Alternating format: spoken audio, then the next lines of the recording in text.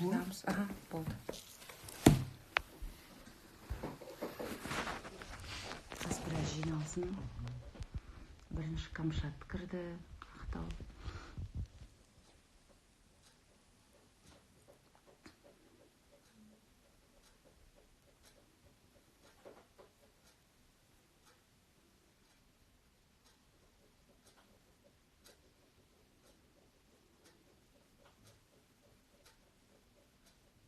Жерден ашып қойсақ жоқ болады екен. Иә.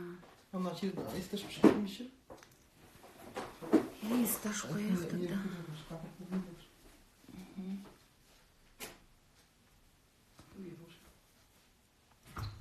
О, кем болсын. Бисмилля.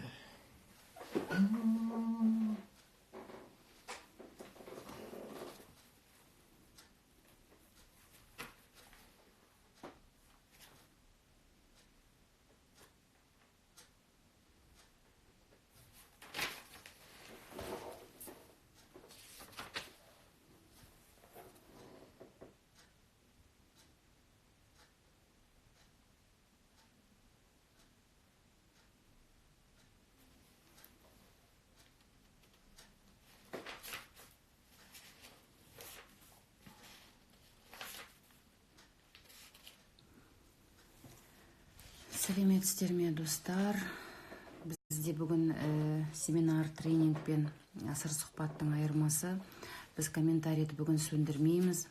Сіздердің сұрақтарыңыздың ішіндегі мәнді, мағыналы, есті сұрақтарға жауап беру арқылы жақсы қатын шығарар ердің атын тақырыбында семинар өткіземіз. Қазір Омар Жәлелұлымен сәл кішкене жиналғандарыңызды күтіп отырмыз. Қазір 1-2-3 минутта Алла қаласа бастаймыз.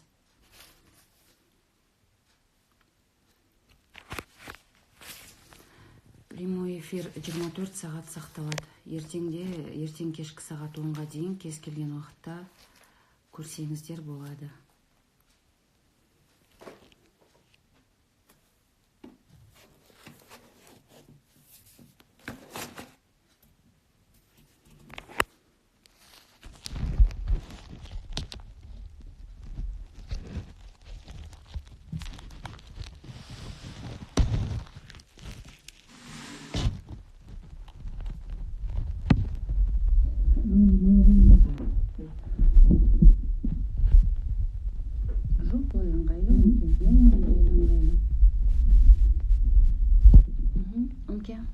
Бастай берейік. Ассалаумағалейкум.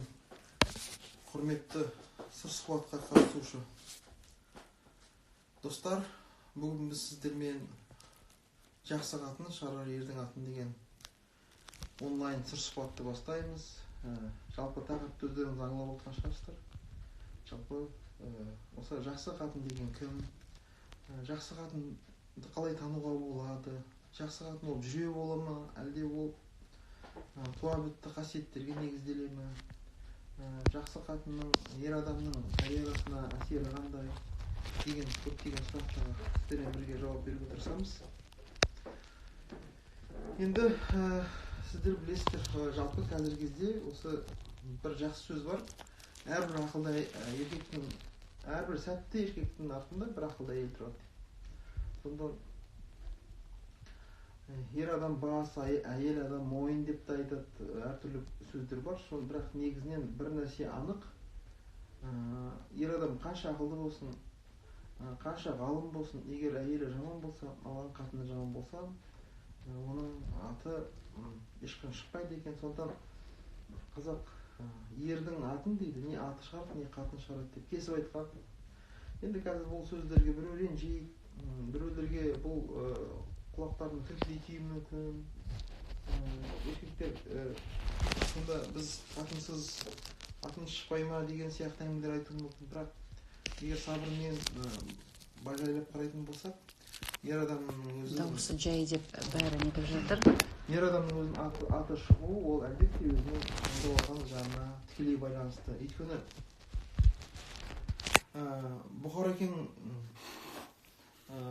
Бұхар жырау бабамыздың үйіне бірде үмбетей жырау келеді ғой. Сонда үмбетей жырауға кіріп келсе, екеуі замандас болса керек, Бұхар екеңнің жары теріс қарап жатып алыпты дейді ғой. Сонда Бұхар екең кіре,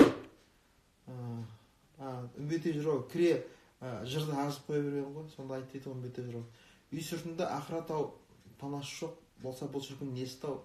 Ұрысқақ болса ұлың жау, кершкек болса келін жау, кетеген болса түйең жау, тебеген болса биең жау.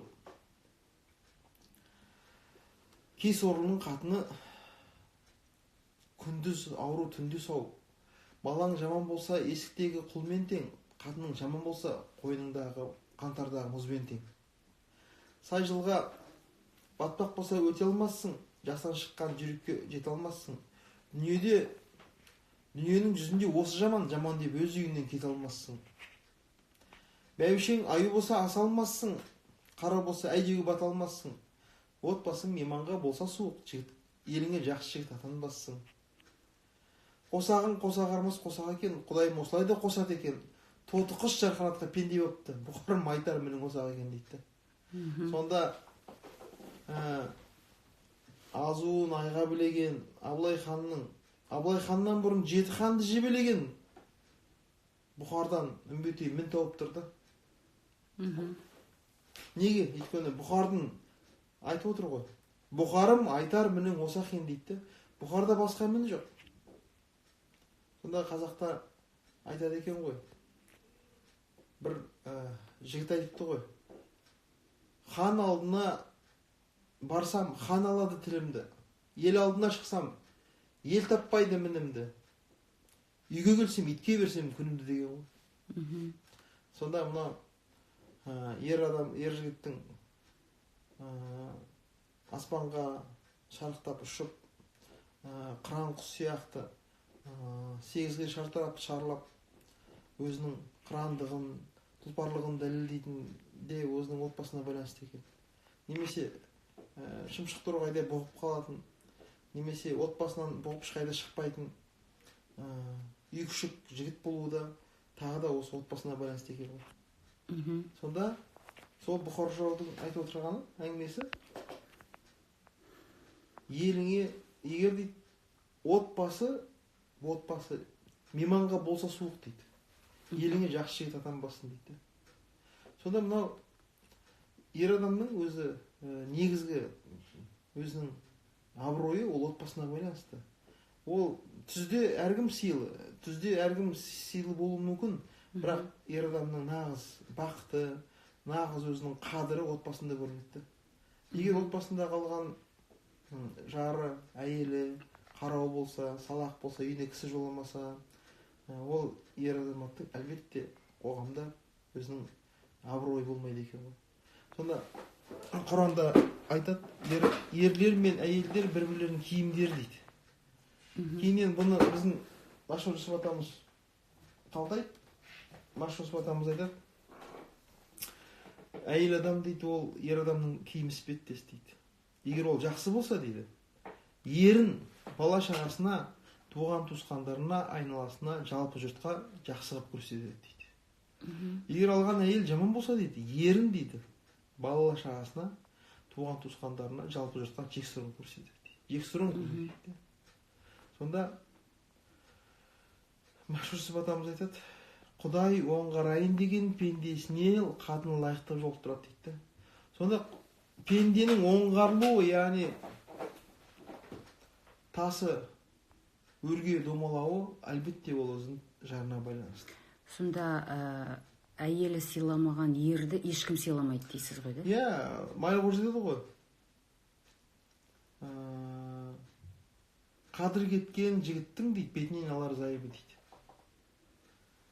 Мынау Совет үкіметі орнағаннан кейін бұрынғы ер адамның бетіне қарамау, ер адамның көңіліне келмеу деген нәрселер ұмытылып, әйел теңдігі, эмансипация деген идеяларды желеу болып, жалпы ер адамның бетінен алу қазақ қоғамында нормаға айналып кетті. Ал жігіттің қадірінің қашуына не себепті?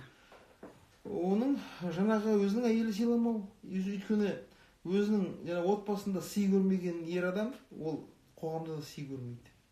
Отбасынан қанаттанып, отбасынан дүр сілкініп қырандай жаңағы қоғамдан шықпаған ер азамат қоғамда да жартып іс тындырмайды. Содан тағы айтылып айтам, ол ер адамның ол абыройы ол әйеліне тікелей байланысты. Егер өзінің әйелі сыйлап, тақсырым деп қол қусырып, сұлтаным деп бас ұрып, ханым деп төбесіне көтеріп отырса, ондай еркек, ондай ер азамат әлбетте қоғамда да сыйлы болады. Көбінесе қазіргі кездегі ер азаматтардың отбасындағы негізгі сый кеткені ол сол бетінен алатын, жұрттың көзінше, бала шағасының көзінше жаңағыдай бетінен алып, кекетіп, мұқатып, мысалы жерге тығып жердей болып отыратын сол шайпау, зілді қатындардың негізінен кесірінен. Ер азаматтың сондай деңгейге түсуіне өзі кінәлі емес пе? Әлбетте, бұл жердегі ең басты мәселе, мына қазақ айтады ғой, баланы жастан, қатынды бастан дейді. Бірақ өкінішке қарай, біздің қазіргі кездегі жас жігіттер сол қатынды бастан дейді ғой, ол қатын табалдырықтан аттаған өзінің жаңағы бұрынғы біреудің қызы, қазіргі біреудің келіні, сол ер азаматтың қатынын тәрбиелеуге қауқарсызды. Бастан деп отырғаны тәрбиені басынан бастап, яғни қыз бала әптеп табалдырықтан аттағаннан бастау керек деп отыр ғой. Бірақ өкінішке қарай сол күйдім, сүйдім деп эйфориямен жаңағыдай үзіліп жүрген жігіт ол өзінің жарын тәрбиелей алмайды. Қаттырек сөйлеңізші деп өтініш жасап жатыр. Қаттырек сөйлеңізші деп. Тәрбиелей алмайды. Сонда қатынды бастан деген кезде бұрын ол үйге келген келінді бүкіл қоғам тәрбиелеген. Бүкіл ауыл тәрбиелеген. Қала берді негізгі тәрбиесі енесі болған. Қазір өкінішке қарай бізде енелер институты жоққа сайды. Жастар, яғни ер адам өзінің қатынын тәрбиелейтіндей деңгейде емес, ер адамды солай өзінің қатынын тәрбиелейтіндей басынан бастап жөнге салып, өзінің ер азаматтық міндетін жақсы түсінетін, ерлік тәрбие алған азаматтар өте аз. Неге? Өйткені ол ондай жігіттер ол көктен түспейді. Ондай жігіттер сол қазақ отбасынан шығады. Әке көрген оқ жонады дейді, шеше көрген тон пішеді дейді.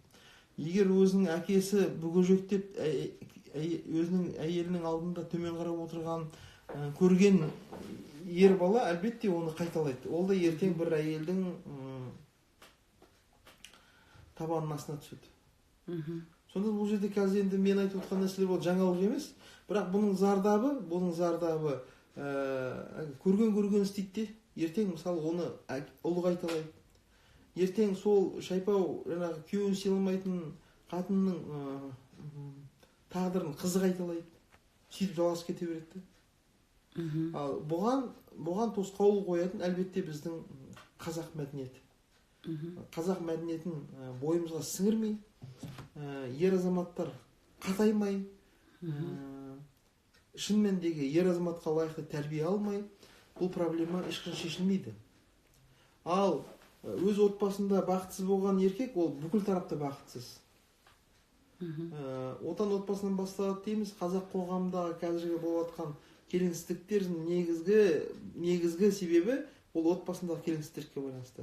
Отбасындағы қорланып өскен бала ертең қоғамнан алады өшін. Отбасындағы қорланып өскен қыз бала ертең өзінің жаңағыдай күйеуіне қорланып өмір сүреді күйеуімен бірге.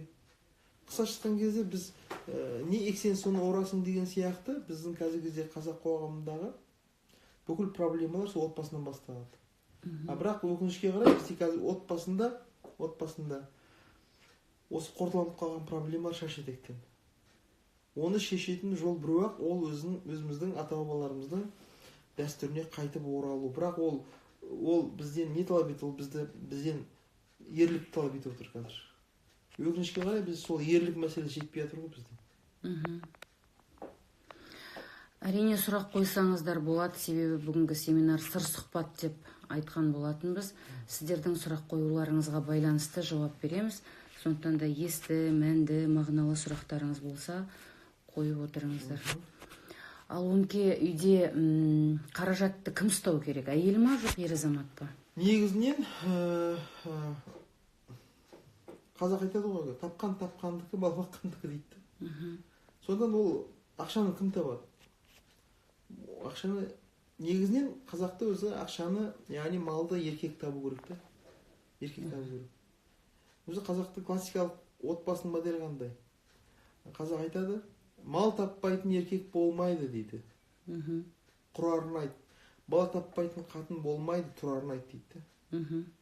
Содан әлбетте ақшаның өзінің энергетикасы болады. Содан ер азамат сол өзінің қолындағы билігін, ол әйелге беріп қоймау керек. Ол өзінің бүкіл ақшасын әйелге беріп қойса, ол сол ақшамен бірге оның өзінің әйелді ықтырып отыратын, әйелге сөзін өткізетін энергиясын да беріп қойды деген сөз ғой. Содан ер азамат ол ақшасын өзі ұстау керек. Өйткені өзі тауып отыр ғой. Ал әйелге қажетіне қарай, өзінің жаңағыдай керегіне қарай шақтап ақшаны беріп отыру керек. Сол кезде ғана ер адамның сөзі өтімді болады. Көп ер адамдар осы ақшаның энергетикасын туралы бейхабар, оларға беймағлұм да, олар ойлайды, әйелді жақсы көру дегеніміз тапқан таянғанын бәрін соның алақанына санап беру деп ойлайды. Ал ер адам ешқашанда өзінің тұғырынан түспеу керек. Ал оның тұғыры әлбетте оның материалдық, оның өзін тапқан табысымен де өлшенетіндігін ескеруіміз керек. Тағдырға сенесіз бе дейді, әлде психологтар айтады ғой, бәрі өзіңе байланысты деп, бұған не айтасыз дейді. Енді тағдырға мен сенемін, өйткені біз иман келтіріп отырмыз ғой. Біз тағдырға иман келтіреміз, яғни жақсылық та жамандық та жаратушы Алла деп иман келтіреміз. Бірақ тағдырға сену дегеніміз ол тағдырды пассив түрде күту емес. Менің ойымша тағдыр дегеніміз адамға берілетін мүмкіндіктер Алланың тарапынан. Тағдырға сенген адам оларды қорықпай қабылдау керек. Біз өкінішке қарай сол тағдырдың жіберген мүмкіндіктерін жіберіп аламыз да, өзіміздің ездігімізден, қорқақтығымыздан, енжарлығымыздан. Содан кейін сол өзіміздің бойымыздағы бүкіл кемшіліктерді тағдырға жауа саламыз. Ата-ананың күнәсін бала көтереді деген рас па? Немесе жеті атадан келе жатқан қарғыс, карма балаға әсер ете ме дейді? Негізінен қазақта бар қарғыс деген бар. Шынымен де қазақта өзі жеті атасына дейін қарғады, ата бабасын қарғады деп айтады. Атаңа лағнет деген сөз бар қазақта. Ол ата бабасын қарғау. Шынымен де ол қарғыс деген нәрсе, ол бар, ол жаңағыдай жаман энергетика. Сондан ол атадан балаға, баладан немереге ауысуы мүмкін. Сондан шынымен дегі қазақ айтады ғой, атаңнан қарғыс алма, алғыс ал дейді. Неге? Өйткені шынымен де ол қарғыс адамның болашақ ұрпақтарына да тиюі мүмкін. Өйткені осындай бір қарғысқа ие болған әулеттердің теп-тегіс болып құрып кеткенімізді білеміз тарихтан мысалы. Сондан әлбетте қарғыс алмауға тырысу керек. Жалпы біреудің ала жібін аттап, жастықпен, мастықпен, әсіресе біздің бабаларымыз ескертеді екен, қыздың қарғысына қалмау керек деп. Өйткені қыздың қарғысы деп айтады екен біздің бабаларымыз. Көк желкеннен тиеді деп айтады дейді. Сонда Машһүр батамыз айтады, қарғыс түбі қараған, алғыс түбі ақмай дейді. Сонда қарақан деп отырғанымыз өлім екен ғой. Патологоанатомдар айтады, адам өлген кезде оның қызыл қаны қап-қара болып кетеді. Ал ақмай деп отырған ол өмір. Май жалпы барлық, байлық, қазақ айтады ғой. Бермесе де бай жақсы, жемесе де май жақсы дейді.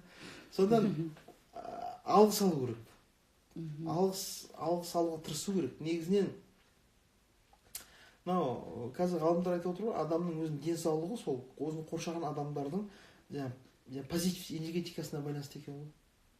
Егер сен қаншама өзің көңіл күйің, жүрегің тыныш болса, жаның тыныш болса, арың таза болса, адамдардың тек алғыс алсаң, әлбетте сен ұйқың тыныш, жүйкең тыныш, ісіңді өнімді, ісіңді орала береді, орай келсе орала береді, қолай келсе құрала береді дейді. Осының бәрі негізінен позитивті энергетика, яғни адамдардың алғысына байланысты. Сонда Абай атамыз айтады ғой, адамның дүниеге келгендегі негізгі мақсаты дос көбейту дейді.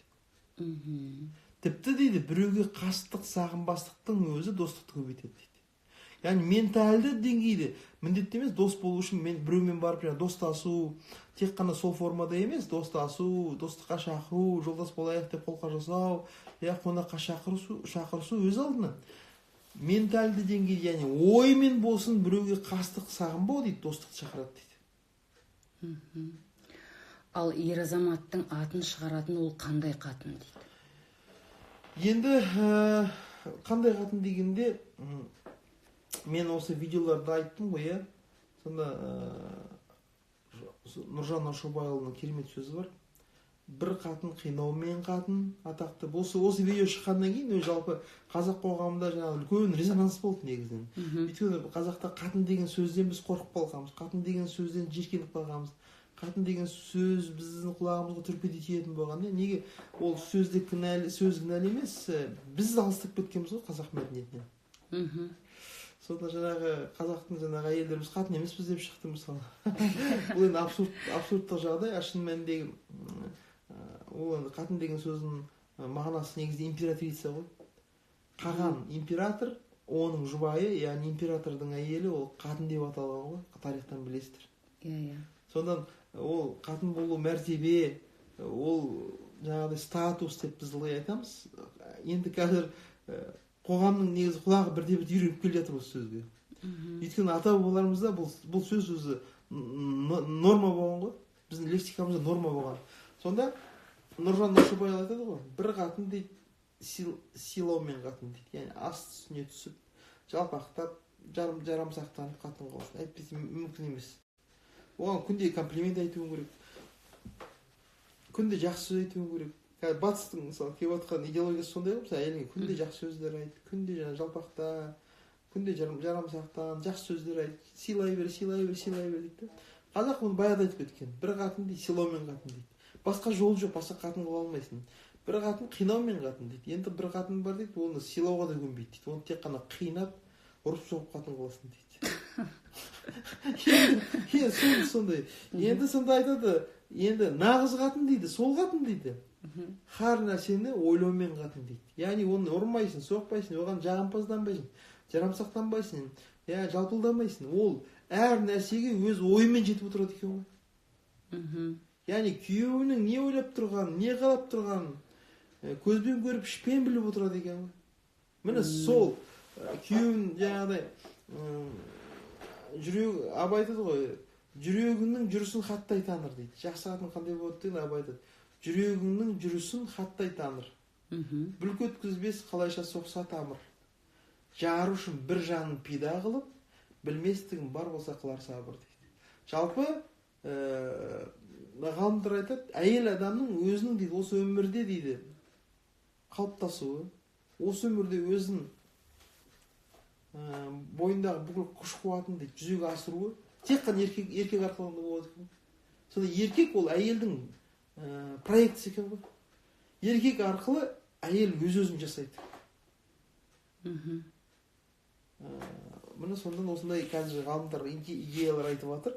Өйткені мен шынында да мен осыған қосыламын. Неге өйткені әйел адам өзінің нәпсісін, өзінің амбициясын, өзінің эгоизмін еркегінің жолында құрбан қылмай, еркек өспейді екен ғой. Егер әйел өзінің мен позициясында қалып қойса, эгоистік, онда еркек ешқашанда әйелден энергия алмайды. Сонда бұл жерде энергия дегенде қандай энергия? Бұл жерде тәслим дейді, дінде айтады, яғни күйеуіне берілу энергиясы. Сонда ол көп әйелдер мұнда да қазір позиция ұстанады. Мен осындай бір міндетсу несі бар да, сезімі. Мен саған 20 жыл қатын болдым, 30 жыл қатын болдым деген. Не көрсеттің маған? Міндетсу бар да, міндетсу. Шын мәнінде керісінше әйел адамдар ол күйеуіне рахмет айту керек. Өйткені егер ол күйеуге шықпаса, ол өзінің нәпсісін, яғни эгоизмін құрбандыққа шала алмас еді, сөзсіз бе? Керісінше күйеу ол әйелге берген үлкен ұлы мүмкіндік. Өйткені адамның күні адаммен дейді. Әйел тек қана күйеуіне қызмет ету арқылы ғана рухани өседі. Және әлбетте өзінің эгоизмін қалай жеңеді десеңіздер, ішінен бала шыққан кезде. Енді әйел өзі үшін емес, өзге үшін өмір сүре бастайды да. Негізі адамшылықтың алтын бастауы осыдан басталады, өзге үшін өмір сүру. Қазақ тағы айтылып отыр, кесіп пішіп айтады, адамның күні адаммен дейсіз. Күні деген өмір деген сөз де, адамның өмірі адаммен. Яғни адам қызмет етпей, адам ашылмайды екен. Сонда жақсы әйел дегеніміз өзінің жанын, қазір көп еркектер неге ашылмай қалады? Өйткені әйелдер өздері құрбандыққа шала алмайды, ердің жолында. Ал құрбандық шала алмағаннан не өздері қалыптаспайды, не ерлері жүзеге аспайды. Сөйтіп жер ортасы көктебе, не анда жоқ, не мұнда жоқ болып қалады. Шынымен де бұрынғы біздің ақылды әжелеріміздің барлығы өздері сол күйеулері, яғни жарлары, ерлерінің жолында өздерінің нәпсілерін құрбандыққа шалған. Ризықты қалай көбейтуге болады дейді? Оны вообще көбейтуге болады ма дейді ризықты? Ризық ол Алла тағаладан берілетін жейтін наның ғой. Ризық ол беріліп тұр саған. Ол сенің жейтін наның, ол таусылмай, ол өмірден өтпейсің. Бірақ екінші нәрсе бар, несібе деген бар. Несібе, ол несібені, ол бірақ енді ол несібе қалай көбейді деген десеңіздер, оны теріп жеу керек, ол үшін еңкею керек. Егер ризық ол әуелден кесіп пешіп берілген сіздің жейтін наныңыз, ризығыңызда ол таусылмайды, ол таусылған бойда сіз өмірін өтіп кетесіз. Ол былайша сіздің өміріңізді сақтап тұратын бір сондай бір қалыпты нәрсе. Ал енді несібе дегеніміз ол қосымша беріледі. Ол енді адамның өзіне, егер мысалы ризықты мысалы сен жайдан жай аласың да, Алла тағала саған беріп тұр ризықты мысалы. Ал несібені сен өз еңбегіңмен алуың керек. Ан-Нафих деген Алланың есімі бар. Нафих, нәпақа беруші. Сонда қазақ айтады, еңкейген екі асайды дейді. Сол қақайып, тәкаппар, ешкімді менсінбейтін адамдар керісінше ешқашанда жетістікке жете алмайды. Қазақ айтады тағы да, мінезің жатық болса, ішкенің қатық болар дейді. Мінезің қиық болса, ішкенің сұйық болар дейді. Яғни адам көркем мінезді болған сайын, оның жаңағы несібесі көбейе береді. Содан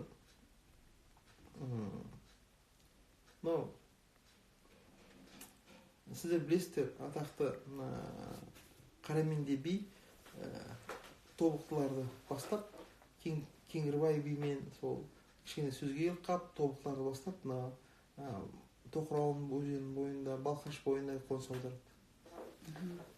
Содан сол атақты Нарманбет ақынның атасы Байжомарт деген кісі болған екен.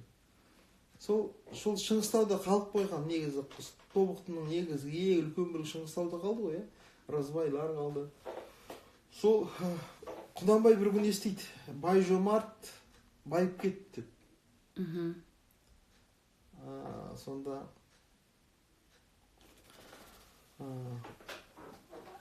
Зере анамызға айтады, апа, сіз естідіңіз бе, Байжомарт байып кетті ғой. Ол байитында сиқы жоқ еді ғой деген ғой. Сонда Зере анамыз айтыпты, кемеңгер, дана, Зере анамыз, әй, Құнанжан үйде байытпа. Несібел болып бала туған шығар, ырыс болып келін түскен шығар деп айтты дейді. Сонда бұл қазіргі кезде көп адамдар бала туудан қашады ғой. Негізінде бұл байлықтан қашу. Өйткені Алла тағала ол себепке береді. Яғни сен себебін өзің жасап баланы дүниеге әкелсең, сол бала арқылы саған байлық береді де Алла. Өйткені бала туған кезде несібел болып тууы мүмкін да жаңағыдай.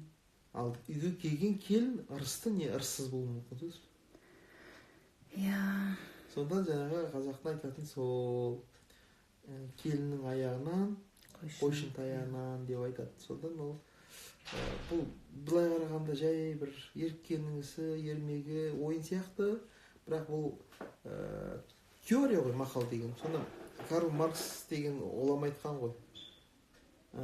Теория деген не дейді? Ол мыңдаған жылдар бойы қайталанған практика дейді. Сонда қазақтың жаңағы баланы, қазақ негіз данышпан болған ғой. Қазақ өзінің бүкіл байлығын ырзық несібесін, бақытын баладан көргенде және қателеспеген. Сол бала арқылы Алла береді екен ғой саған несібені де, қазір осы мен көп адамдармен естимін, осы бала туғаннан кейін үй алдық, осы бала туған кезде машина алдық, осы бала туғанда анау алдық, мынау алдық деп айтып жатады да. Сонда Алла тағала соған сол баланың құрметіне, жаңағы сол баланың несібесін арттырып, ата анасына көп ырыздық бере ме деп ойлаймын негізі. Иә, ондай случайлар көп қой. Мына жерде бір жан айқайларын жеткізген екі пікір бар екен, енді тоқтала кетейік. Ассалаумағалейкум аға. Менің мәселем отбасымда болып жатқан жайт. Әйелім 4 рет кетті дейді. Ортамызда 2 бала бар. Жақында қызды болдым. Кеткеніне 6 ай болды. Заң жүзінде ажырасайын десем балаларымды қимаймын. Бұған не айтасыз дейді. Жалпы мынау ер адамның өзі 3 намысы бар дейді. Біреуі иманы, екіншісі отбасы, үшіншісі отаны. Иманын дейді шайтаннан қорғау керек ер адам. Отбасын бөгет адамдардан қорғау керек. Отанын жаулардан қорғау. Сонда бұл жерде әйелдің кетуі, ол еркектің намысының кетуі да. Намыссыздық қой. Содан жалпы әйелдің кетуіне мүмкіндік бермеу керек. Неге? Өйткені әйел тұрмысқа шыққан кезде, мысалы некесін қиған кезде молда сұрайды ғой, сіз осыма шынымен осы кісіге жар боласыз ба? Осы кісіге бағынуға ант бересіз ба деп айтады ғой. Неке суын ішпейміз ба, ант ішпейміз. Енді ол қалай әйел ол кетеді? Неге кету керек? Ол бассыз, байсыз, жаңағыдай ноқтасыз, жүгенсіз әйел ма? Неге кетеді ол? Содан басынан бастап әйелді ол ешқашан да кетірмеу керек. Неге кетесің сен? Бірден айту керек. Мен сенің ақ иеңмін, мен сенің иеңмін. Ертең Алланың алдында мен саған жауап беремін. Сен кетпек түгілі, сен төркінге бару үшін мен рұқсатымен баруым керек. Иә. Деп жаңағыдай осындай еркек сөйтіп айту керек қой. Мысалы ол әйелім кетіп қалды, қайтып келді, ол не? Театр ма ол менен? Ол комедия ма, қайтып келіп барып келіп жүретін? Ол проходной двор ма, мысалы, ол сен отбасың. Сонда ол ер адам әдетке айналған. Әдетке айналып кеткен. Сонда ол мысалы басынан бастап бірден орнына қою керек еді әйелді. Айналайын. Сен маған байға тидің. Енді сен мен рұқсатымсыз кетпеуің керек. Өйткені мен сенің қожайыныңмын. О баста еркелетіп алған дейсің. О баста еркелетіп алған. Сосын бұның екінші бір жағы бар, қыздың әке-шешесіне де байланысты. Қыздың әке-шешесі айту керек, айналайын. Сүйегің сол үйдің босағасынан шықсын. Жолама, байға тидің бе? Кіммен қарайсаң сонымен ағар деген. Келуші болма. Келсең тек күйеу баламен кел. Иә. Деп кәдімгі қызды қазақ бұрын сыртқа тепкен. Кеткен қыз шиден тысқары деген сөз. Қазіргі кездегі ата-аналар ақылсыздығынан сол отбасылардың ажырасуына себеп болып отыр. Ішіме сыйған қыз сыртыма да сияды, қайтып кел деген сияқты. Сонда желбуаз, өтірік, жалған, табиғатымызға жат түсініктер пайда болды. Иә. Сізді естіген сайын жақсы әйелмін бе, жаман әйелмін бе деп көп ойланатын болдым. Ортасында тұрған сияқтымын дейді Камшат. Коммент жазбаңыздар дейді. Біз сол комментарий арқылы бүгін сыр сұхбат жүргізіп отырмыз. Сондықтан да керісінше сіздердің сұрақтарыңызды күтеміз. Ердің атын шығару дегенді қалай түсінеміз? Ол міндетті түрде мансапқа байланысты ма дейді. Міндетті емес, ол мансапқа байланысты. Ердің аты дегеніміз, мысалы, жалпы қазақ өзі өмірге келгеннен кейін сен бір атаққа ие болуың керек қой. Бұқар жау айтады екен, мысалы, неде жоқ, алдаспан жинағында жоқ қой, мысалы, алдаспан Бұқардың енді мәшһүр жасап атамыз жинағында алдаспан үшін Бұқар екен. Сонда кім айтты ғой, мәшһүр жасап өзінің ұстазы туралы. Бұл Бұқар жаудың еңбегін жазуға, қара жерді дәуіт қылып, көк аспанды сия қылсаң да жетпейді деген ғой. Сонда көп мұраға қалдырған ғой. Бірақ енді қалғаны, сақтап қалғаны тамшыдай ғана Бұқар екен. Бірақ соның өзі көп нәрсе. Сонда Бұқар екен бір атақ толғауы бар. Былай дейді, жарлы болған жігіттен бесіктегі бала артық, есіктегі ит артық. баласы жоқ қатыннан лақтаған ешкі артық деп келеді да. Сосын кейіннен енді сол Машһүр атамыздың ауылына барғанда, Машһүр атамыздың немересінің аузынан естідім тікелей, немересі Мұхаммед Шарафидің ұлы сүйіндік атам ненің сол кісінің аузынан естідім, Жаслек деген ағамыздың аузынан. Сонда Бұхарекең айтты, сол елдің аузын сақтап қалған ғой, ат аталмаған жігіттен ат аталған төбе артық депті Бұхарекең. Төбенің өзі. Сонда адам өз өмірге не үшін еді? Ол аты барды, заты жоқ болып өмір сүрген өмірі құрсын, сөзсіз бе? Міне сонда сол әр адам өзі атының аталғанын қалайды да, бұл адамның қажеттілігі. Өзі социологтар не жүргізген ғой, әлеуметтік сауалнама, сонда адамның ең бірінші қажеттілігі денсаулық екен. Денсаулық. Бүкіл 100% денсаулық бірінші орын тұрады. Екіншісі ат аталу. Яғни қоғамда бір белгілі бір салмаққа ие болу. Бұл адамның терең қажеттілігі екен. Сонда мен бір кітаптан оқығаным бар дейді. Бұл қажеттілікті көп адамдар өмірінде жүзеге асыра алмай кетеді дейді. Бұл қажеттілік толығымен де жындыханада жүзеге асады дейді. Жындыханадағы адамдар қарасаң дейді, мына жер несі толған орден дейді, жазып алған дейді. Бүкіл әлемнің билеушісі, бүкіл атақтардың иесі, бүкіл әлемнің императоры, Бонапартпын, мен Шыңғысханмын, Цезарьмын деп жазып алады екен да. Сөйтсе ол жаңағы өмірінде, өзінің сау өмірінде жүзеге асыра алмаған осы ат аталуға деген қажеттілігін олар сол жындыханада жаңағы есі ауысқан кезде жүзеге асырады екен ғой. Сонда қарасаңыздар,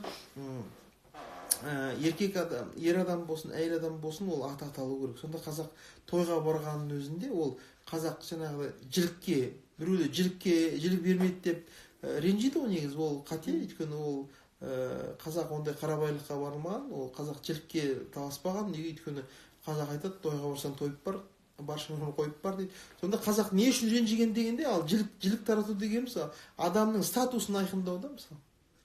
Оның атағын, статусын, мәртебесін. Сонда қазақ айтады, атымды атап, жілігімді итке тастайды, сөз бе?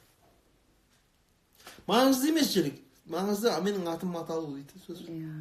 Ал Махамбет айтады, үйде жатқан жігітке аспаннан атақ келе ме дейді. Сонда қараңыздар, қазақтың кереметі атақ, ат деген сөз әрі име, әрі астыңдағы мінетін атына байланысты екен ғой. Өйткені ер азаматтың аты аталуы міндет түрде атпен байланысты болған, лошадьпен байланысты болған. Неге? Өйткені ат жалын тартып, атқа мініп, елдің қамын ойлаған ер адамның ғана атақ шыққанда. Ал егер мысалы Ақан Сері айтады ғой, мешіт пен Құран жетім оқылмаса, сөйді ғой, қалам мен қағаз жетім жазылмаса, бәрінен де болады екен еркек жетім, көргенсізден әйел алып, отырып отбасына тақымдаса дейді. Сонда ол көргенсіз әйел алып, отбасына тақымдап, өзі отбасына мыж-тыж болып шыққан ер, ол атқа мініп не жаратады дейсіз? Ол кімнің мүддесін, елдің мүддесін қалай ойлайды, егер отбасында ойран болып жатса? Ал егер ер азаматын қанаттандырып, өзінің бүкіл ғұмырын, өзінің жанын пида қылып, азаматым айналайын, елдің алдында жарқырап жүр, елдің қамын ойла, бір қатын екі баланың аясында қалып қойма деп қанаттандырып отырса. Тура осы орайда сұраған екен, жарымның беделін қалай көтерем деп Айнұр. Жарым беделін көтеру үшін бірінші сол сіздің өзіңіздің жарыңыз туралы өте жақсы сөздер айту керек. Өйткені сөз ол кейіннен іске айналады. Іс әдетке айналады, әдет мінезге айналады, мінезден тағдыр пайда болады. Сонда сіз өзіңіздің жарыңызды өтірік емес, шын мәнінде тек жақсы жағын көр. Иә, жақсы жағын көре білу керек. Қазақ айтады, жақсының жақсылығын айт дейді. Нұр тасысын. Жалпы әйел адам өзінің жарын сыйлау керек. Қазақ айтады ғой, өзін жаттай сыйла дейді, сөз бе? Бізде көбінесе неге жаңағы бізді құртатын өзім деген сезімде, өзіміз ғой дейді. Өзім байым ғой. Менің сатирик досым Мартбек Тоқмаз айтатын, талантты елдің бағына туған жігіттің қадірін екі түрлі адам білмейді дейді. Біреу дейді, қатыны дейді. қатын ойлайды дейді, қатынның ойлау логикасы. Ол жұртқа ол талантты шығар, жұртқа ол андаяқ мындаяқ шығар. Ал мен шол бар болғалы қойымда жатқан байым деп ойлайды екен. Содан әлгі екінші сол ер жігіттің қадірін білмейтін, ол жаңағы топас, тар ойлы надандар екен ғой. Оның менен қай жер артық деп жаңағыдай қыжыртып қадірін білмейді. Сонда қазақы баяғыда айтып кеткен ғой, қатыныма қадірім жоқ, етімді көреді дейді. Халқыма қадірім жоқ, бетімді көреді дейді. Содан осы мәселелерде әлбетте сол өзінің қойнында жатқан байының қадіріне жетіп, бұл Алланың разылығын алу үшін қызмет ету, жаңағыдай сол ерін көтеру арқылы өзінің бойындағы бүкіл потенциалын жүзеге асыру, бұл әлбетте кез келген әйелдің қолына келе бермейді. Көп әйелдер ол отбасында мұндай эгоистік көзқарас ұстанады. Менің бақытым, менің жағдайым, только мое. Менікі. Ал шын мәнінде бұл ғафыл философиясы да, ғафил дейді ғой, ғапылдық философиясы. Өйткені шын мәнінде Абай айтады ғой, адам ғапыл, дүниені дер менікі. Дүниенің ішіне қатының, балаң, еркегің бәрі кіреді, жұбайың дүниенің ішіне кіреді. Сонда Абай айтады ғой, адам ғапыл, дүниені дер менікі. Менікі деп жүрген бәрі оныкі дейді, яғни Алланыкі. Малда қалып, тәнде қалып, жан кеткен де ойлашы өзің болады, не сенікі дейді. Сондан әйел адам өзінің ерін сыйлау үшін, ол әйел адамның ақиреттік санасы болу керек. Яғни мен мына еріме қызмет етіп жатқаным ақиретте Алланың разылығын алып, Алланың разылығына ие болу үшін қызмет етіп жатырмын деп ойлау керек қой.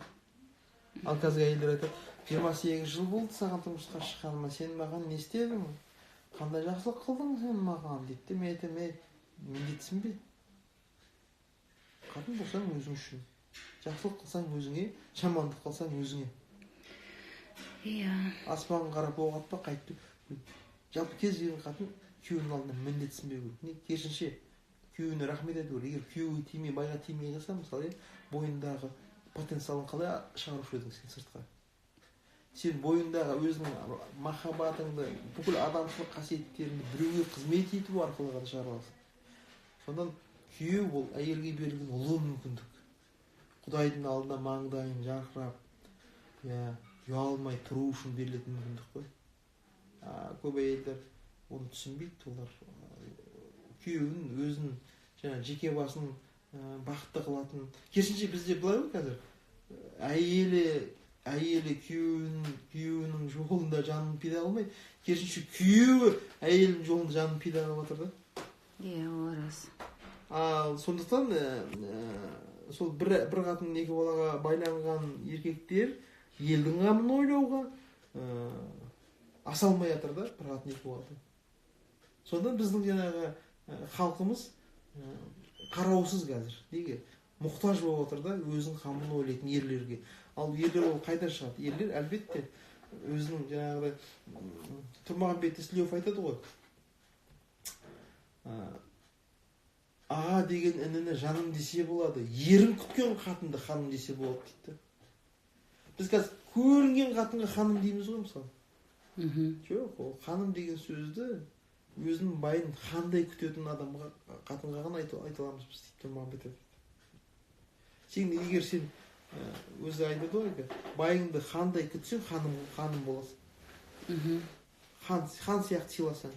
Егер сен байыңды құл сияқты оны тізеге салып, табанға алып таптасаң, онда құлдың қатыны боласың.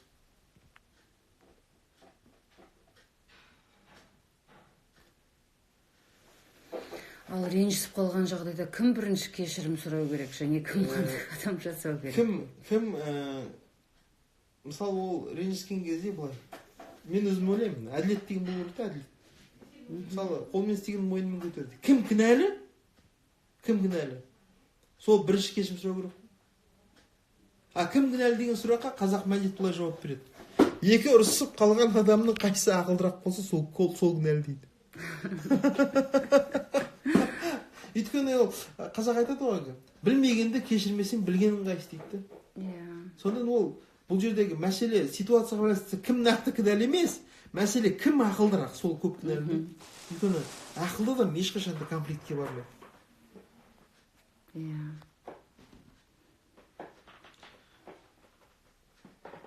Өйткені жалпы ұрыс керістен аулақ болу керек. Неге? Өйткені қазақ айтады ғой, бір күн ұрыс болған үйден 40 күн береке кетеді дейді. Ағылшындар айтады,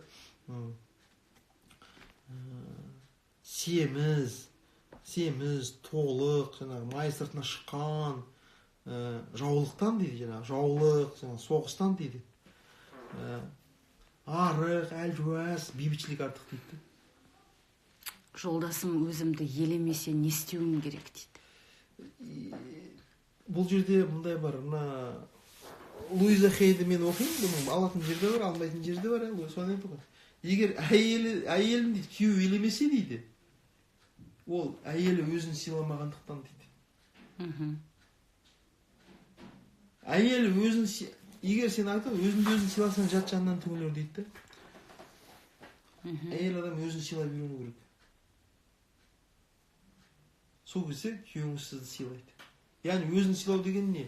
Өзіңнің қадір қасиетіңе жету. Ал сөзін елемесе ше? Өзін емес, сөзін елемесе. Енді ол сөз бен өзі ол екеуі бірақ нәрсе. Сен сөзін елеме, ол өзін елеме. Сөзіне. Бірақ енді былай болады, ол сөзіне, өзіне дейді ғой. Ақымақ әйелдердің енді сөзін елемеген дұрыс. Неге? Өйткені оның сөзін елесең, ол өлесің. Егер ол ақылды әйелдің сөзін елемесе, онда еркек ақымақ. Сонда сөзінде сөз бар ғой. Адамдарға деген өкпереніш, көңіл қалудан қалай арылсам болады дейді. Бұл өкпереніш, көңіл қалу ол нәпс тәрбиесіне байланысты. Өзін нәпсін тие алмаған, өзін нәпсін семіртіп жүрген адам өкпешіл болады. Ал енді өзін нәпсін танып, өзін нәпсін, яғни денесінің жанын танып, соны тәрбиелеген адамда өкпереніш болмайды. Еркектің білімі, сана деңгейі төмен болса, оны қалай көтеруге болады? Еркектің енді ол әйел адам,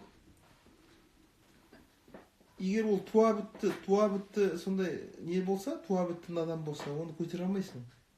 Егер туа бітті, мысалы, сен есекті тұлпар қылып жүре алмайсың. Ал енді өзі жақсы туған ер жігітті оны тәрбиелеуге болады. Оны оқытып, тоқытып, шоқытып деймі? Егер әйел адам болса, мысалы, ер адамның өзінің оқуына мүмкіндік жасап, ізденісіне мүмкіндік жасап, көп кітап оқуына, жақсы жолдастармен араласуына сондай ықпал етіп отырса, әлбетте ер адам өседі. Сосын жаңағыдай, бұл жердегі ең бастысы ер адамның өзіне деген несін, өз-өзін бағалауын көтеру керек. Сен мықтысың, сен ақылдысың, сен данышпансың десе, ер адам өседі. Ал егер сен оңбағансың, жұрттың бай сияқты, мен бай сұмырай сияқты десе, онда ол шынды сұмырай айналады. Мұнда Ақшагүл деген қажы апайымыз бар, сізге ризашылығын білдіріп, батасын беріп отыр. Сұрағы жоқ, тек сізге ризашылығын білдіріп, батасын. Алла разы болсын Ақшагүл апайымыз. Беріп жатыр, соны бір ескеріп айтып кетейін. Сосын мына қыз бірнеше рет жіберді, енді қанша мән бермесем де, ата-бабам қарғыс алған болса дейді. Бағана ол сұрақты қойып еді ғой. Қарғыс алған болса, менің тағдырым енді не болады? Сол қарғысты қалай тоқтатамын дейді. Бұл қарғысты тоқтататын құрбандық. Мысалы, көп адамдар осы жаңағыдай ондай бір келеңсіз жағдайлар болғанда негізінен құрбандық шалып, Алладан кешірім сұрайды. Алла өзі айтады ғой, мен дейді, берем дейді, Алла адамның тілегін дейді, мысалы. Алла тағала, мысалы, оны алып тастай алады, мысалы. Ол қарғысты. Алланың қолынан бәрі келеді. Бірақ ол үшін адам құрбандық шалу керек. Ол жай, Алла үшін алып тастамайды. Өйткені машһүр айтады ғой, Құдай бермейтін сараң емес дейді. Сұрауы жетпейді дейді. Құрбандық шалу қан шығару керек. Қан шығарып, мысалы, осындай ата-бабаларында осындай қарғыс арқалаған екен деп жаңағыдай сол құрбандық шалып, аузы дуалы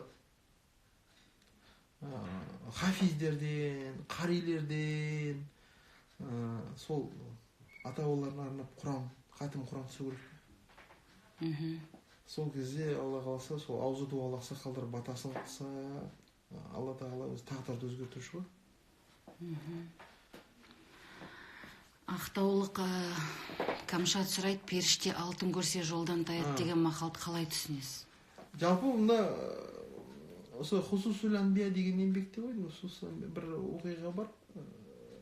Бұл негізсіз емес екен, бұл періштелер көбінесе адамды мойындамаған ғой. Адамды мойындамаған, Алла тағалаға сол адамға көп мүмкіндік беріп қойдың, адамға жаңағыдай көп кешірім бересің деп айта берген дейді. Сонда Алла тағала айтты, періштелер, сендер адамға көп тиіспеңдер, өйткені сендерге оңай, сендердің нәпсі жоқ. Сендер бір күн адам болып көрсеңдер, сендер көрер едіңдер. Бұл жаңағыдай адам болудың қаншалықты қиын екендігін айтады дейді. Сонда үш періште дейді, осы адам болып көргісі келіп, сол адам шын мәніндегі Алла тағаланың халифы ма, сондай атаққа лайықты ма деп адамды киіп көтерді.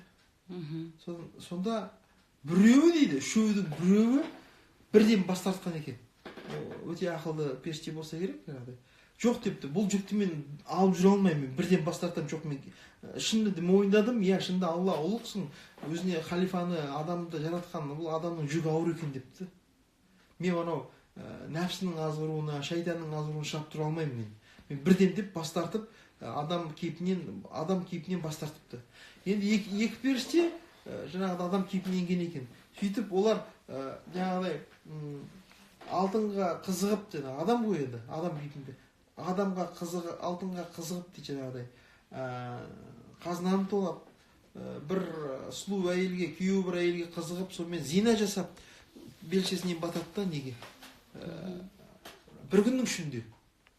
Сонда зина жасайды жаңағыдай. Сонда кейіннен сол алтын көріп періште жолдан тайыпты деген мақал содан шыққан дейді, ғалымдар айтады.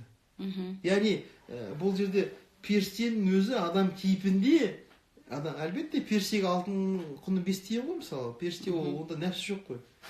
Ал шын мәніндегі періштенің өзі, сонда бұл жерде мәселе ол періште туралы емес, адам туралы емес, бұл жерде мынау адам табиғатының өте нәзік және күрделі екендігін айтып отырды. Осында періште алтын көріп жолдан тайып деген сияқты мынау адамды азғыратын өзі алтын, ақша, әйел, мансап қой. Сонда осында не бір жаңағыдай таймаймын, не бір принципті қатып қалған деген сондай жігіттердің өзі жолдан тайып кету мүмкіндігін ескертіп отырды. Сонда қазақ не дейді? Қылыш үстінде серт жүрмейді дейді. Яғни қылыш үстінде, яғни егер сен біреу өлтірем деп тұрса, яғни қылыш тағып тұрса, алқымыңа ол уәде беріп, ант су ішудің қажеті жоқ дейді. Өйткені бұл сен өміріңе қауіп төніп тұр дейді. Қылыш үстінде дейді. Өйткені біз қазір бәріміз сайрап отырмыз, бірақ егер бізді бетін аулақ қылсын, бақайымыздан жіппен асып қойса, мысалы, нені мойынды соны мойындайсың ғой. Соны бір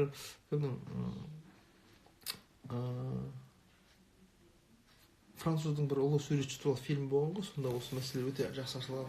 Лопе де Вега ғой, сондай бір керемет суретші туралы кино көрдім мен, сонда осы мәселе ашылады. Өте жақсы ашылады.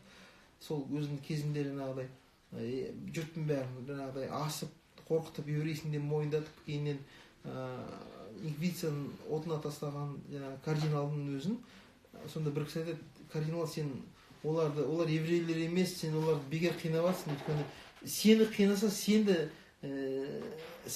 жаңағыдай нені қалайды, соны мойындайсың дейді. Сосын жоқ дейді, олай болмау керек, мен иман беріп бәлен түген дейді. Сосын ақыры бір ебін тауып, сол кардиналды қолға түсіріп, кардиналды бақайынан асып қояды ғой. Сол кезде кардинал бәрін мойындайды. Өзін өтірік екендігін, еврей екендігінде, зұлым жасаған бәрін мойындайды. Сонда қарасаңыздар, қазақ Танышбай айтады, қылыш үстінде серт жоқ дейді. Яғни сенің өміріңе қауіп төніп тұрса, мысалы, ол жаңағыдай мен осы принцип қатып қаламын деп айтуға асықпа дейді. Өйткені білмейсің дейді, қалай болатынын. Өйткені қазақ айтады ғой, жауын жауса дейді, жауын жауса торғай балапанын қорғайды дейді. Бұршақ жауса басын қорғайды дейді. Балапанын тастай салады. Иә. Сол сияқты бізді пендеміз, бізге де осындай нәрселер тән. Сондықтан бұл жерде алтын көріп пеші жолды таяды деген мақал. Негізі бұның тарихи негіздері бар бұл оқиғаның. Бұл жерде мәселе адамның табиғатының нәзіктігін және өте күрделілігін меңзеп тұр ғой. Иә, Бауыржан Әліп, сіздің сұрақтарыңыздың нақты болғаны дұрыс, нақты сұрақтарға ғана жауап беріп өтейік. Ал Айдос сіздің сұрақтарыңызға толық жауап берді. Омар Жәлелұлы, егер сізде эфир қатып қалып жатқан болса, ертең асықпай, сет дұрыстаған кезде асықпай тағы бір қарап шықсаңыз болады. Оны қайтадан жауап берудің қажеті жоқ деп ойлаймын. 30-дан асқан тұрмыс құрмаған қыздарға қандай кеңес айтасыз дейді Бақыт Бейсенбай деген қарындасыңыз. 30-дан асқан тұрмыстан қыздар байға шығу керек, басқа қандай кеңес болуы мүмкін? Байға шығу керек, асығу керек. Мынау боқ дүниеге алданып жүріп қалмау керек. Адам шын ниеттенсе, ол Алла тағала бәрін береді. Қазақ айтады, шындар былас соқыр көзден жас шығады дейді. Сол көп 30-дан асып кеткен сол қыздардың мен көбімен сөйлестім, тіпті көбісінің басында байға шығам деген ойда жоқ қой. Содан осы мәселелерді ештен кеш жақсы дейді. Қазақ айтады, өлімнен басқаның бәрі ерте болған жақсы дейді. Содан ол адам өзінің тағдырына өзі жауаппен қарау керек қой, жауапты қарау керек. Адам өзінің тағдырын талант-таражға салуға болмайды. Бір қыз баланың бағы ашылмаса, ол қазақ халқына тиген орасан зор зардабы да ол. Үлкен нұқсан да ол.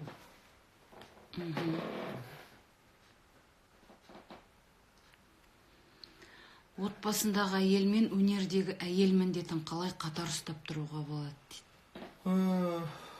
Бұл енді өте қиын мәселе, өйткені өнерді жалпы өнер адамды толықтай талап етеді, мысалы. Содан кезінде Фариза Оңғарсынова айтқан дейді ғой, ақұштап бақты керейген аузын естідім. Ақұштап сен не қатындықтан да, не ақындықтан деп айт дейді. Сондан мен өзім ойлаймын, ол сол әйел адам өзінің сол табиғатына сайып, Құдайдың бұйрығын орындап, қатындығын таңдау керек қой. Ол мысалы сен ол жаңағыдай бір өлең жазып, мысалы бір жасанды өлең деген ол негізінен искусство ғой, искусственный нәрселерді нағыз творчество ол дүниеге адам әкелуді. Сонда жаңағыдай Майра Мұхамедқызы атақты біздің мақтанышымыз 43 жасында қызды болды ғой. Жақында сонда кейіннен интервьюінде сұрады ғой. Сонда басында ол қызды болмай тұрып, ол кісі айтатын, мен өнер адаммын, мен халыққа қызмет етіп жатырмын дейтін. Кейін қызды болғаннан кейін айтты ғой, менікі далбас екен деді ғой, мен өнерлімін деп жүргенім, менің жаңағы Францияның императорлық театрларда ән айтқан бәрі далбас екен ғой. Оның бәрі бір сәбиді бір иіскенге тұрмайды екен деді ғой. Құрметті достар, қазір 55 секундтан кейін біздің 1 сағат уақытымыз болады, эфир аяқталады. Мен қазір сондықтан да эфирді сақтаймын, және біз қазір бір 2-3 минутта қайта кіреміз. Сіздер ұзап кетпеңіздер, қалған сұрақтарыңызға сол жерде жауап береміз. Себебі қазір уже эфир тоқтап қалады.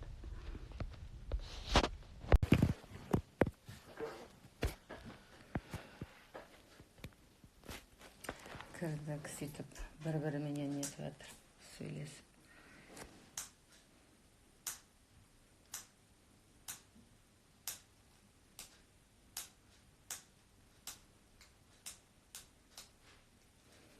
Қажапамыз, Ақшагүл апамыз бірінші болып кіріп алды. Мықты екен Қажы апамыз. Иә, Қажы апамыз мықты кісі. Өте жүрегі тап-таза, сондай бір ғажап адам.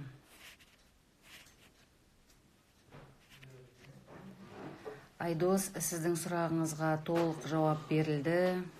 Сізде егер сейт дұрыс ұстамаған болса, асықпай қайтадан сосын көрсеңіз болады.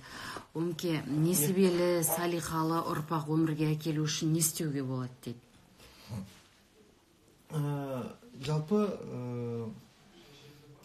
бірінші, жалпы адам өзінің арман тілектерін реттеу керек те. Қазір өкінішке қарай, ол бала ол бірінші орында тұрған жоқ та қазақ руханияты үшін, қазақ қоғамы үшін. Бірінші орында ақша, карьера тұр да. Ал жақсы ұрпақ әкелу үшін бала бірінші орынға шығу керек. Өйткені қазақ руханиятының өзі бөлтірік үшін айтады ғой. Сұрағыңыз, ағата баққың бе оны бала ыстық па, байлық ыстық па дегенде бөлтірік үшін айтқан ғой. Бақ деген басын қойған құс ұшады да кетеді. Байлық деген қолыңа ұстаған мұз ерейді кетеді. Бала деген артындағы баланы іздейді. Яғни қазақ социумында инвестиция салатын баянды бірақ нәрсе бар дейді, ол ұрпақ дейді. Және де ең басты мен ылғи айтып жүрмін, баланың ментальды денесі деген болады да, ментальды денесі. Ментальды денесі қалыптасу үшін баланы армандау керек. Ол бойға бітпей тұрып, армандап, зарғап, шын мәніндегі орысша айтады, желанный ребенок дейді ғой. Ал егер сен ол баланы тілемесең, әйтеуір жол жөнекей көтеріп қойсаң, сөз бе? Кейіннен оны сен өзің карьераңа кедергі деп қарайтын болсаң, әлбетте ол бала дұрыс болып тумайды. Сонда бала бірінші дұрыс туу үшін, өзі қазақ айтады ғой, қазақ айтады, қазақ не үлкен қуаныш қандай дегенде, қазақ айтады, әй немене қатының ұл тапқандай қуанып жүрсін дейді. Сонда бізден алыс бөгде мәдениеттің өкілі неміс Фридрих Ницше деді ғой, әрбір әйелдің арманы болу керек дейді. Если бы я родила сверхчеловека, шіркінай мен ұлты сверхчеловек деп отырғаны Ницше, бұл қазақтың ұлы ғой, ұл. Әрбір қазақтың әйелі арманда ғой, шіркінай мен ұл тусам деп. Неге? Өйткені қазақ айтады, ұл туғанға күн туады дейді. Яғни күн деген өмір. Өмірді жандандырып, жаңғыртып, оны өсіріп, тудырып отыру үшін, туындатып отыру үшін әлбетте нағыз ұл керек. Нағыз ұл дүниеге әкелсең, онда ол жақсы отбасын құрады, жақсы әке болады, жақсы азамат болады, жақсы қоғамның белсенді мүшесі болады. Айнұр қарындасыңыз сұрайды, 3 жасар ұлы бар екен, соны тура сіз секілді дана, дара, тұлға болу үшін қалай тәрбиелейді? Енді ол баланы 5-ке дейін патша қылып тәрбиелеу керек. Патша дегеніміз еркіндік. Өйткені еркіндік ол болашақ генийдің, яғни адам ақылының шарты екен ғой. Еркін өз, бірақ еркелетпеу керек. 5-ке дейін. 5-тен бастап баланы қолдай жұмса дейді, 5-тен бастап баланы ғылым білімнің жолына салу керек. Еркіндіктің еркеліктің арашығын ашу керек. Ал еркелік дегеніміз не дегенде? Еркелік дегеніміз ол нәпсінің, яғни дененің қалаулары. Анан жеймін, мынан жеймін, мынан жемеймін, мынаны беремін, бұл еркелік. Ал еркіндік дегеніміз, мына баланың, мен ылғи айтамын, жұмсақ ойыншықтың ішін жаруы, гитараны шағып тастауы, ішін көргісі келуі, домбыраны ішін көргісі келуі, өтектің ішін ашып тастауы, еркіндік, обойға сурет салып тастауы, телевизор сындырып тастауы. Телевизор ішін көргісі келуі, ол қалай сөйлейді. Сонда бұл еркіндік. Ал еркіндік жоқ жерде ақыл дамымайды. Сонда бұл жанның қалауы ғой. Сонда Шәкәрім айтады ғой, жан құмары, бұл жанның құмары, істемек, біліп алмақ, бөгет бола береді, дене салмақ. Асыл іздеп асылды ала сұрар, амал бар ма, денесіз қайда бармақ. Жан талпынар талайды көрмек үшін, әр сырын дүниенің білмек үшін. Дене байғұс салмақ боп баса берер, жаралған ғой түбінде өлмек үшін.